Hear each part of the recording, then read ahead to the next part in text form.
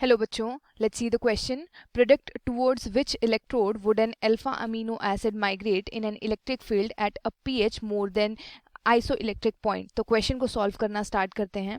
Question को solve करने के लिए कॉन्सेप्ट यूज करेंगे of amino acid. Amino acid तो स्टार्ट करते हैं। First of all amino acid का स्ट्रक्चर क्या होता है?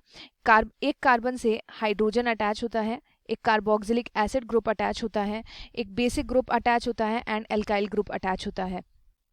तो ये जो ग्रुप्स हैं ये आपस में रिएक्ट करते हैं एंड एक स्ट्रक्चर फॉर्म करते हैं and the structure is zwitter ion, जिसमें कि हमारे पास कैटायन भी होता है एंड एनायन भी होता है, यानी कि दोनों चार्जेस होते हैं। इसको हम क्या बोलते हैं?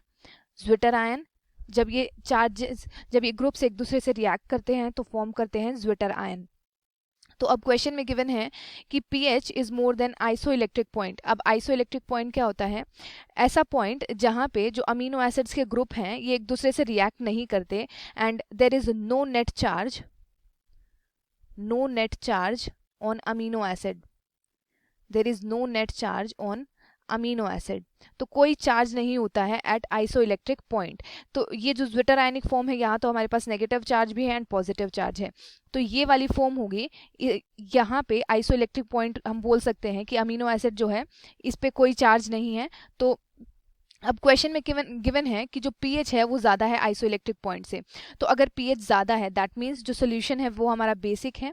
अगर बेसिक है तो वो क्या करेगा, जो ये COH है इसमें से एक हाइड्रोजन को एब्स्ट्रैक्ट कर लेगा एंड हमारे पास स्ट्रक्चर कैसा फॉर्म होगा?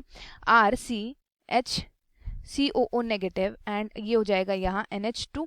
तो हाइड्रोजन को एब्स्ट्रैक्ट कर लिया है, यानी कि जो हमारा अमीनो एसिड है इसके ऊपर कैसा चार्ज है? नेगेटिव चार्ज है, यानी कि एनायनिक फॉर्म में एग्जिस्ट करता है।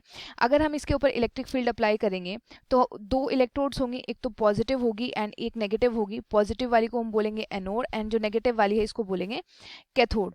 तो अगर हमारा अमीनो एसिड उसके ऊपर एनायनिक चार्ज है यानी कि नेगेटिव चार्ज है, तो नेगेटिव चार्ज है वो ऑपोजिट जो चार्ज होगा उसकी तरफ माइग्रेट होगा, यानी कि एनोड की तरफ माइग्रेट होगा। सो अगर pH ज़्यादा है आइसोइलेक्ट्रिक पॉइंट से तो जो अमीनो एसिड है वो एनोड की तरफ माइग्रेट करेगा। तो क्वेश्चन में हमसे यही पूछा गया था। I hope you understood. All the best.